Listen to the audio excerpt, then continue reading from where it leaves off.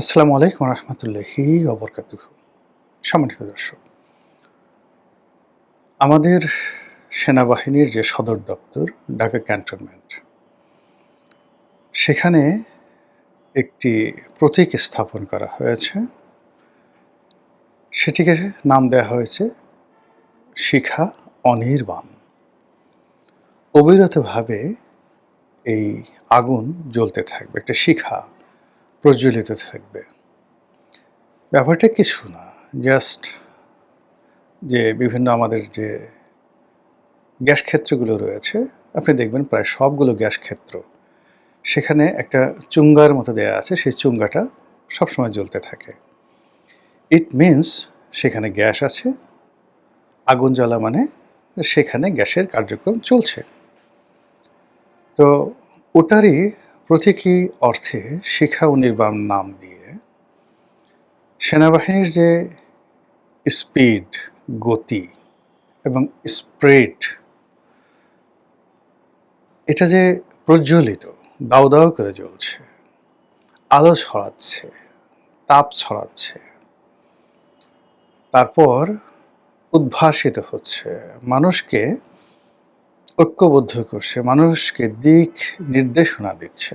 আমরা যখন অন্ধকারের মধ্যে হারিয়ে যাই, তখন আমাদের হাতে যে লাইট থাকে, সেই লাইটটিকে বলা হয় পথপ্রদর্শক। তো কাজেই এই যে শিখা অনির্বাণ নাম দিয়ে এখানে কেবলই মাত্র যে একটি আলো জ্বালিয়ে দেওয়া হলো, একটা মশাল জ্বালিয়ে দেওয়া হলো, বা গ্যাসের একটা সংযোগ দিয়ে সেটা দাউ দাউ করে জ্বলছে, এটা কেবলই মাত্র কোনো সিঙ্গেল ভার্ব নয়, নাউন নয়, প্রোনাউন নয়, অ্যাডজেক্টিভ নয়। It's a combination of many thinking, অনেকগুলো চিন্তার সম্মিলন।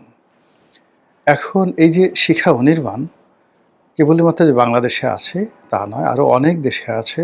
এবং আমাদের এই যে সরোয়ার্দী উদ্যানে যে মুক্তিযুদ্ধের স্তম্ভ তৈরি করা হয়েছে, সেখানেও এরকম একটি শিখা অনির্বাণ চালু করার কথা ছিল বা আছে। আই ডোন্ট নো, আমার এখন সেটা মনে আসছে না।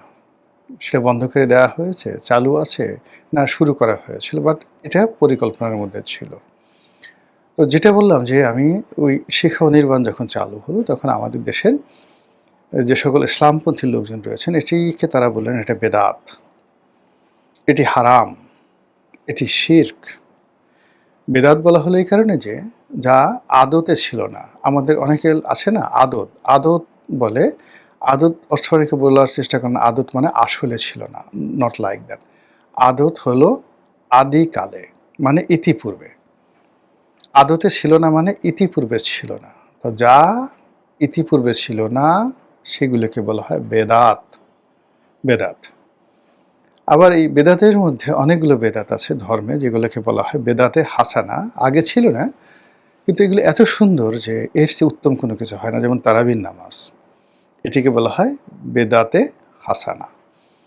তো সবাই বলার চেষ্টা করছেন ইসলামপন্থী যারা লোকজন, যে প্রথমত ইসলামের বহু সাম্রাজ্য, বহু রাজ্য, রাজত্ব 1000 বছর ধরে মাশরিক থেকে মাগরিব পর্যন্ত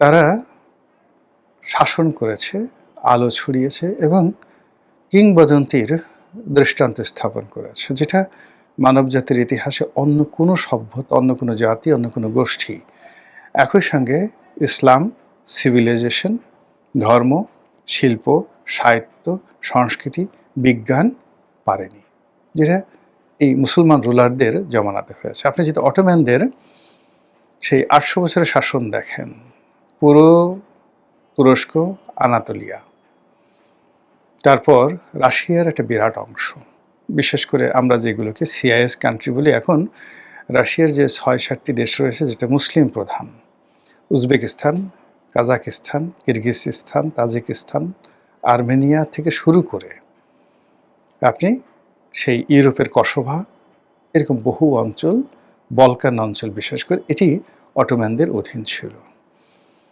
এর বাইরে যুগোস্লাভিয়া, অস্ট্রিয়ার একটা বিরাট অংশ, ফ্রান্সের একটা বিরাট অংশ, সবই ইটালির একটা বিরাট অংশ, সাইপ্রাস অটোম্যানদের আন্ডারে ছিল।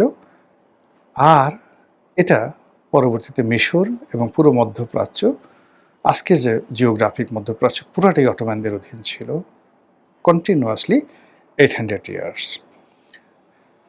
তো সেখানে কোরআনের তাফসির হয়েছে, আবার সেখানে গ্রিক দর্শনশাস্ত্র হয়েছে, সেখানে চৈনিক যে তাওইজম বা কনফুসিয়াসিজম এটার চর্চা হয়েছে, কিন্তু কোথাও এরকম শিখা অনির্বাণ জ্বালানো হয়নি।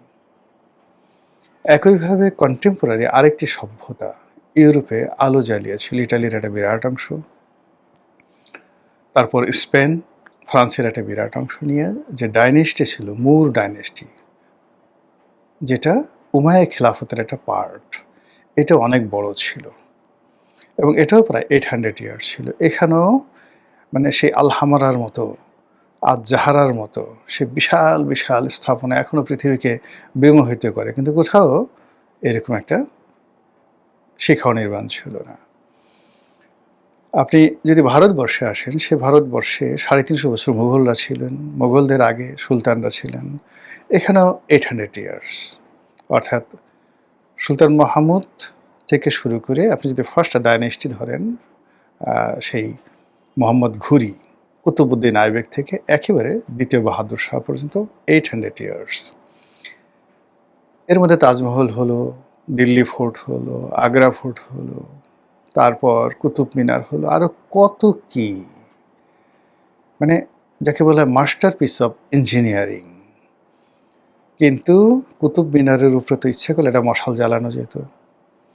এখন ভারতের যে আর্মি, তার সে অনেক বেশি আর্মি ছিল সেই সম্রাট আওরঙ্গজেবের। এখন মানে আপনি চিন্তা করেন 150 কোটি বা 40 কোটি দেশ, তাদের সব মিলে আর্মির সংখ্যা 15 লক্ষ নাই, কিন্তু আওরঙ্গজেবের আর্মি ছিল 20 লাখ, 20 লাখস। তো সেখানেও তো একটা মশাল জ্বলতে পারত, জ্বলেনি।